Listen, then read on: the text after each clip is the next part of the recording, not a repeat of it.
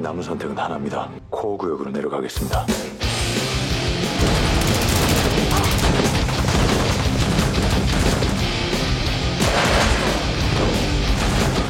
Hola, kita lanjutkan perjuangan naik Si-58. Ini adalah pertempuran terakhir dari grup 58, para pejuang dari para pengungsi.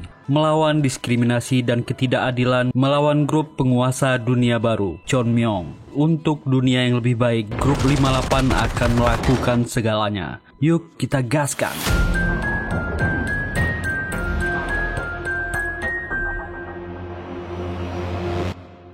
Naik sangat marah melihat pemandangan di depan matanya. Kisah masa lalu yang pilu kembali terbayang. Kembali orang-orang tak berdosa menjadi korban. Peristiwa itu sangat mengagetkan. Bahkan Mayor Jung Sol-ah tak bisa menahan sedihnya. Dia ingat waktu pertandingan Ryu-sok berbisik kepada tim leader Oh menyuruhnya pergi. Ini pasti berhubungan dengan peristiwa peledakan ini. Tapi mereka tak punya bukti. Siaran ini adalah umpan untuk menghabisi populasi. Salah satu anggota grup 58 nomor 33 menghajar orang yang ditangkap naik tadi. Dia sangat geram, tapi orang ini tak mau membuka mulutnya. Mereka menanyakan rencana apa selanjutnya. Orang ini hanya tertawa dan tak mau membuka mulutnya. Dan Sawol sudah berada di apartemennya, membuka perban lukanya. Saat itulah pemuda ini sadar, dia adalah seorang mutan. Semua ingatannya tentang hari itu kembali. Saat itulah 41 masuk ke kamarnya. Dia segera bertanya kepada 41, apakah mereka sudah tahu dia adalah mutan? 41 menyuruhnya diam dan bahas itu dengan naik nanti. Kesehatan Sawol dipindai dengan mesin canggih. Sampel darahnya diambil. Dan akhirnya pemuda ini mendapatkan QR code yang diidamkannya sejak lama. Tapi dia merasa kosong dan ini tak terlalu berarti. Grup 58 mengadakan rapat tim. Mereka membahas peristiwa 9 tahun yang lewat. Kejadian kejam itu kembali terulang. Naik berkata ini tak boleh terjadi lagi. Mereka akan menangkap Ryu-sok serta mengungkap kejahatannya. Sementara Ryu-sok sangat bersemangat. Dia menemukan mutan yang sangat sehat. Tim leader Oh mengusulkan agar Sawol dibawa saja ke labor. Tapi Ryu-sok menolak. Dia sedang dalam publikasi. Kita akan melakukannya pelan-pelan setelah hasil tes medis Sawol dilaporkan. Ketiga teman akrab Sawol merasa sangat sedih atas insiden itu. Jika mereka tak dilarang kakek Sung untuk nonton sama-sama, mereka pasti juga akan celaka. Naik memutuskan untuk bekerja sama dengan Mayor Sol-ah dan membagikan info tentang teroris yang berhasil dia tangkap. Sol-ah memeriksa orang ini. Ada bekas operasi. Dia telah dicuci otaknya untuk menjalankan misi. Dia lebih baik menghabisi diri sendiri daripada mengaku. Mereka sepakat akan bekerja sama mengungkap tragedi itu. Dia memberikan HP penjahat ini ke Sol-ah. Sol-ah akan membongkar semua data di HP ini untuk dijadikan bukti. Dia akan mencari data GPS dan siapa bos mereka. Tujuan mereka sama, tapi mereka akan melakukannya dengan cara yang berbeda. Sama-sama dendam dengan Ryu-sok. Sawol mendapatkan rumah di distrik umum. Akhirnya dia merasakan bagaimana rasanya jadi penduduk di dunia yang kacau ini. Malam itu dia membaca panduan manual menjadi kurir dan nyamannya tidur di rumah sendiri.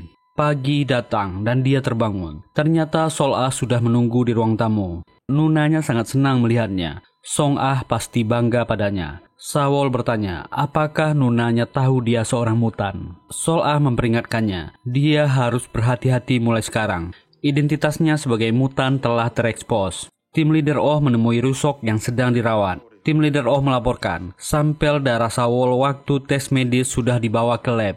Itu akan diuji apakah cocok untuk pasien seperti Ryu-sok. Dan Ryu-sok menemui ayahnya. Ayahnya bertanya kepada anaknya, apakah dia terlibat di peledakan para pengungsi. Ribuan orang menjadi korban. Ryu-sok membantahnya, pasti ayahnya tak percaya padanya.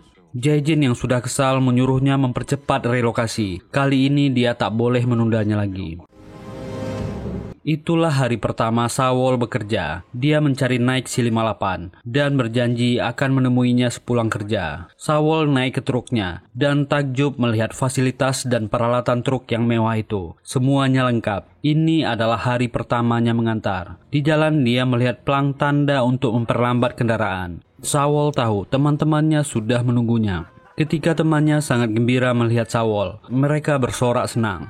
Sawol memberi mereka tumpangan. Dia akan mengantarkan mereka ke rumah. Keempat pemuda ini sangat gembira. Mereka sampai. Ketiga temannya turun.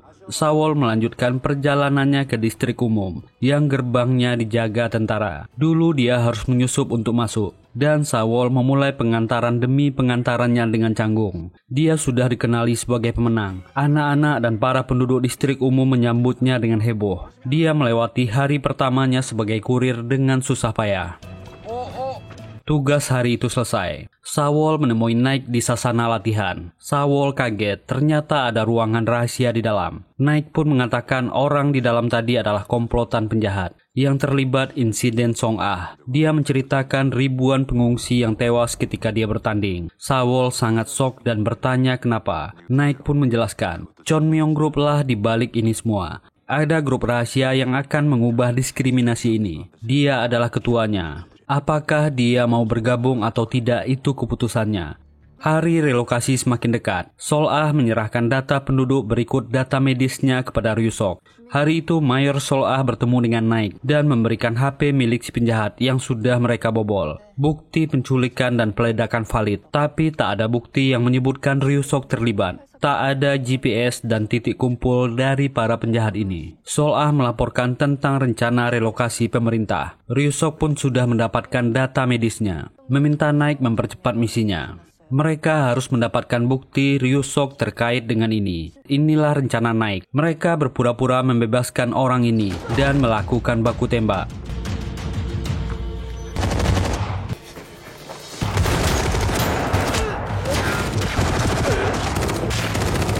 Penyelamat orang ini menyuruhnya cepat ke mobil, dan semua yang menolongnya tewas. Orang ini cepat-cepat memacu mobilnya ke suatu tempat. Ternyata dia mempunyai HP darurat dan memberi pesan kepada seseorang agar datang. Ternyata yang datang adalah tim leader Oh. Orang ini melapor dia disekap kurir. Pelakunya adalah Nike C58 dan teman-teman kurirnya. Orang ini mengaku dia bisa kabur gara-gara tim penyelamat yang dikirim oleh tim leader. Tim leader Oh baru sadar, dia tak mengirim tim dan langsung menembak orang ini.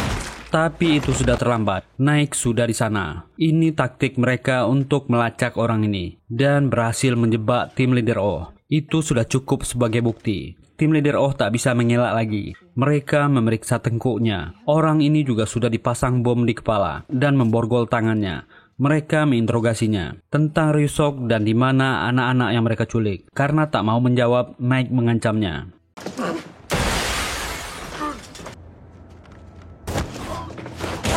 Permintaan mereka adalah informasi dan semua pergerakan Ryusok. Tim leader Oh harus membantu mereka. Mereka bisa mengeluarkan bom di kepalanya. Jika ingin hidup, dia harus menurut. Truk pemerintah mulai datang ke lokasi distrik pengungsi.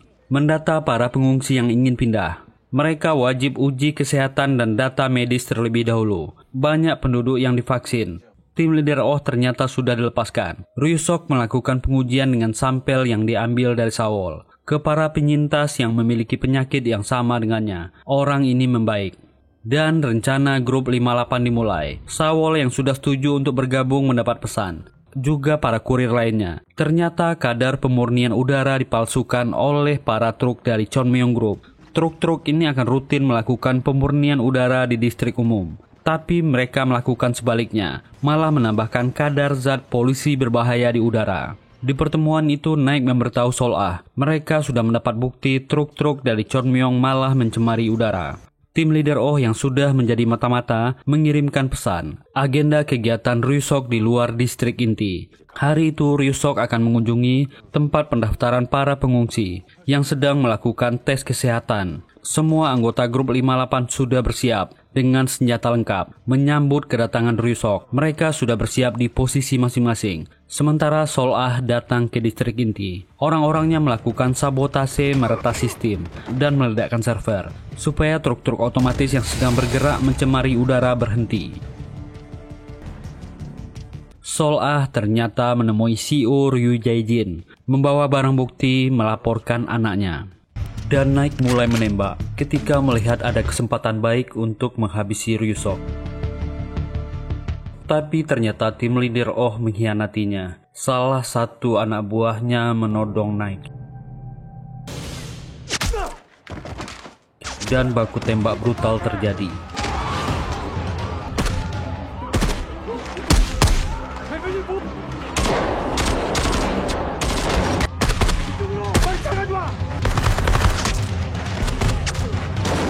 Naik ke bawah berniat mengejar Ryusok, tapi orang ini berhasil meloloskan diri dengan mobilnya.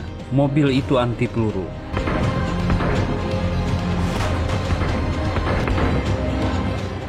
Rencana mereka gagal, dan Sol-ah yang membawa semua barang bukti menceritakan semuanya kepada CEO Ryu Jae-jin. Anaknya Ryusok terlibat pemusnahan massal para pengungsi dan banyak kejahatan lain.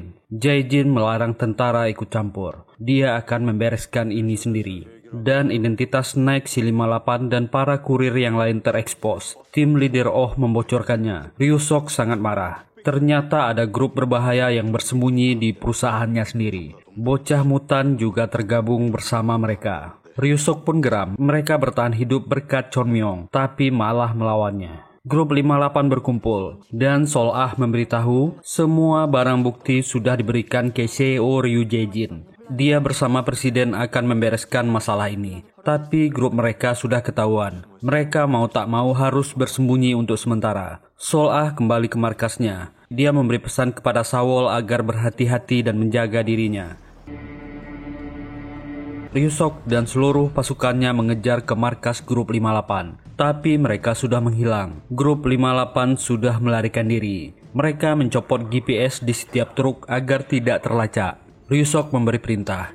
Mulai saat ini 58 dan seluruh kurir bekas pengungsi adalah buronan. Beri label di setiap kepala mereka dan buru mereka sampai mati. Kecuali Sawol, dia harus ditangkap hidup-hidup. Semua anggota grup menyebar.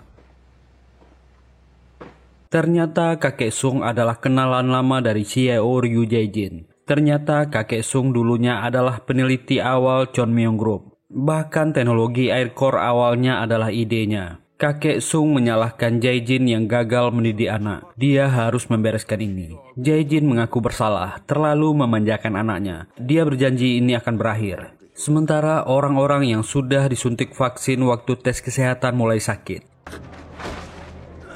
CEO Ryu Jae-jin langsung menandatangani kesepakatan dengan Presiden Korea, menyerahkan kewenangan oksigen dan logistik kepada pemerintah. Dia memulai langkah untuk menghentikan anaknya. Ryusok bertemu dengan Presiden di lobi. Dia geram sekali dan berlari ke ruangan ayahnya. Kenapa ayahnya menandatangani kesepakatan ini? Jae-jin langsung memarahi anaknya. Dia sudah tahu semua perbuatannya. Tujuannya memulai menciptakan semua teknologi ini untuk menolong manusia, bukan untuk menghancurkannya. Chon Myung Group ini bukan punyanya. Saat itulah Menteri Pertahanan Yeon-su datang dengan 2 tentara. Berniat akan menangkap Ryusok, tapi orang ini tentu saja tak terima. Dia malah menghabisi kedua tentara ini. Ryusok pun menyerahkan pistol yang dipakainya ke ayahnya. Dia tak rela diserahkannya kepada orang lain. Lebih baik ayahnya saja yang mengakhiri hidupnya. Ryu Jae-jin ragu. Sejahat apapun Ryusok, dia adalah anaknya. Terjadi kejadian yang mengejutkan. Menteri Pertahanan Yeon-su menembak Ryu Jae-jin. Ternyata orang inilah sekutu Ryusok. Yeon-su mengingatkan Ryusok tentang kesepakatan mereka. Dia tak boleh ragu-ragu mengambil tindakan. Ingatlah impian mereka menguasai Korea. Ayah yang malang ini meninggal dalam kesepian oleh ambisi putranya sendiri. Kakek Sung menenangkan Nike yang nampak gelisah. CEO Jae-jin sudah berjanji akan membereskan masalah yang dibuat anaknya. Tapi rencana mereka berantakan. Nike mendapat kabar mengejutkan. Dia menghidupkan radio. Ryusok telah mengambil alih kekuasaan. Dia mengambil langkah drastis yang mengejutkan. Presiden Jun Kyung ditangkap dan ditahan. Selama ke-12 orang teroris mantan kurir belum tertangkap, dia akan menghentikan layanan distribusi logistik, oksigen, dan makanan. Nike pun akhirnya berkata, 남은 선택은 하나입니다. 코어 구역으로 내려가겠습니다. Kakek Sung mengeluarkan rencana daruratnya, cetak biru distrik inti. Dialah yang membangun ini dulu dengan Jae-jin. Ini akan membantu Nike. Dan ada lokasi gudang rahasia yang berisi senjata. Wajah ke-12 kurir ditayangkan di layar besar. Pabrik logistik dan kurir dihentikan. Chon Myung Group mensuplai bansos dalam jumlah terbatas ke setiap distrik. Orang-orang terpaksa antri menerimanya. Tentara disebar di wilayah distrik pengungsi, mencari ke-12 buronan.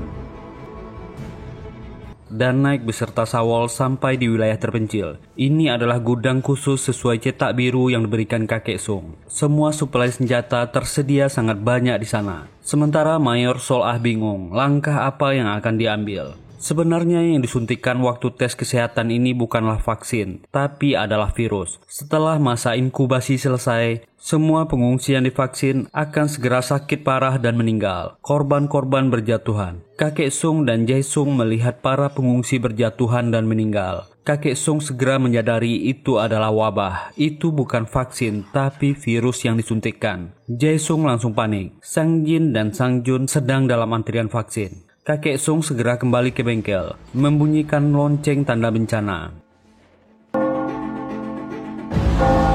41 yang bersembunyi di bengkel segera keluar menanyakan ada apa. Kakek Sung dengan panik berkata, tes kesehatan dan vaksin itu adalah suntikan virus. 41 segera menghubungi semuanya. Mereka akan siap untuk berperang. Semua kurir grup 58 segera bergerak. Jae Sung sampai di lokasi tes kesehatan. Dia segera berteriak untuk menyuruh semuanya pergi dari sini. Vaksin yang diberikan adalah virus. Para tentara segera menghentikan dan menghajarnya. Para kurir yang berpencar sudah sampai dan mulai menembak agar semua pengungsi yang berada di lokasi segera bubar. Sawol sampai ke lokasi dan menembakkan senjata. Dia akan menyelamatkan temannya yang ditangkap oleh para tentara ini. Jae Sung yang hendak menyuruh Sawol pergi malah tertembak.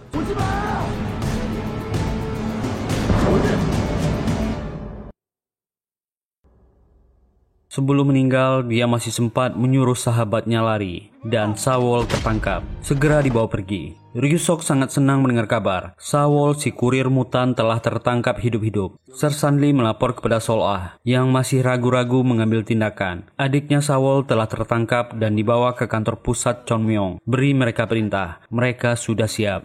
Grup 58 bersiap untuk perang frontal. Tiba-tiba Sol Ah dan Sersan Lee datang. Dia sudah mendengar kabar soal Sawol. Dia akan ikut dalam perang ini bersama grup 58. Sawol dibawa ke hadapan Ryusok. Dia masih sempat melawan, tapi segera dibius. Sawol akan dijadikan bahan eksperimen, diambil darahnya untuk obat Ryusok. Grup 58 akan menyusup sebagai tentara. Mereka akan masuk ke wilayah distrik inti. Dengan bantuan Sol Ah, mereka sampai di wilayah distrik inti. Bertukar dengan pakaian hitam, mereka akan menyusup sesuai jalan cetak biru yang diberikan kakek Sung.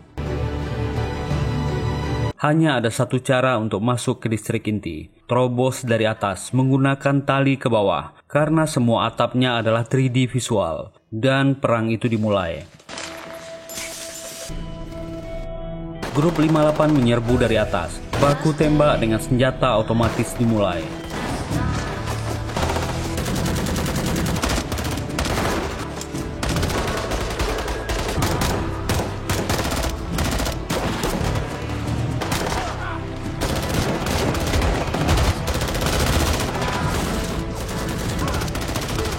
Rombongan komandan tentara divisi Sol Ah datang dan mereka juga memulai perang ini, menyerbu masuk dengan grup 58.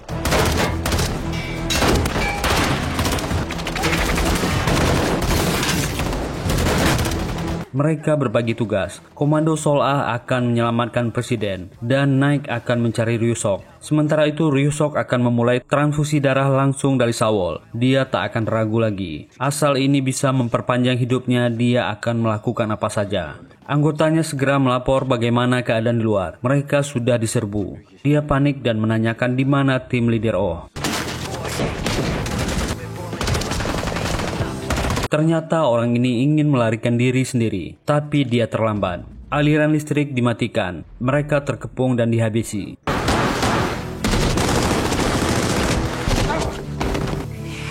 Bahkan Naik C58 sudah sampai di area inti, kantor rahasia Ryusok tempat dia bersembunyi.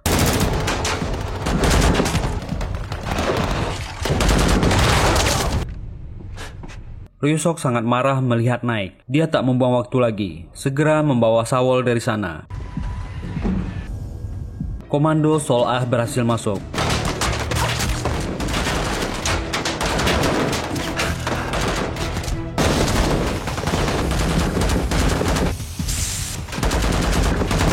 Dia berhasil masuk ke ruangan menteri menahan presiden. 국가반역죄로 체포합니다. Ryu-sok semakin tersudut. Dia melihat di layar, Menteri Pertahanan sudah ditangkap. Para tentara yang berpihak padanya tak ada lagi. Mereka sudah menyerah. Ryu-sok tak ingin ini berakhir begitu saja. Dia masih punya rencana darurat. Ternyata dia akan menghancurkan distrik inti, membuat air core kelebihan energi. Jika dia tak bisa hidup, maka semua orang harus sama dengannya. Naik masuk ke ruangan itu, menghabisi semua penjaga Ryu-sok. Ryu-sok berhadapan langsung dengan Naik. Dia berkata dengan marah, dia tak akan menyerahkan tempat ini kepada para pengungsi. Semua ini adalah miliknya. Naik mengatakan semua dosanya, dia tak pantas hidup lagi. Dan Naik lebih cepat. Ryu-sok dalam sekaratnya mengejeknya. Semua ini akan hancur. Semua penduduk distrik inti dan distrik khusus berlarian keluar. Semua anak-anak di dalam tabung diselamatkan.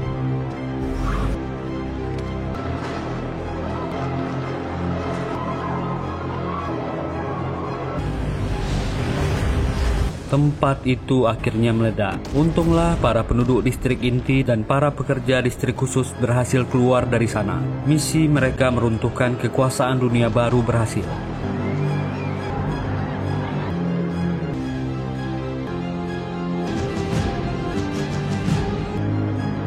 Tak lama presiden segera mengumumkan keputusannya. Semua penduduk akan direlokasi ke distrik A. Semua sistem distrik akan dihapuskan. Tidak boleh ada perbedaan dan diskriminasi lagi. Semua penduduk Korea akan mendapatkan hak yang sama. Dunia sudah berubah ke arah yang lebih baik. Sawol sadar dari komanya. Dan sistem kurir dan logistik diaktifkan lagi. Matahari mulai bersinar lagi dan langit sudah mulai lebih cerah. Dunia berubah ke arah yang lebih baik. Dan serial Black Knight selesai. Semoga terhibur. Terima kasih sudah meluangkan waktunya di channel ini.